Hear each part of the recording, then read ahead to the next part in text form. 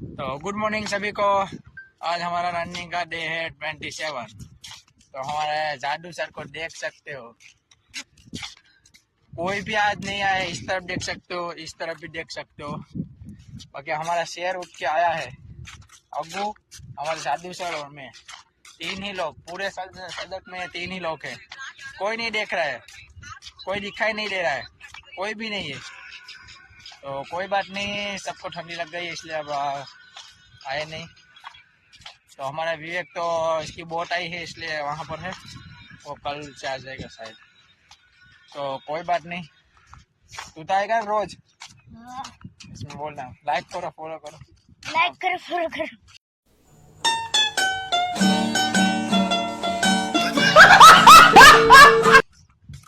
दबा के ठोको, दबा के ठोको, दबा के ठोको। बस।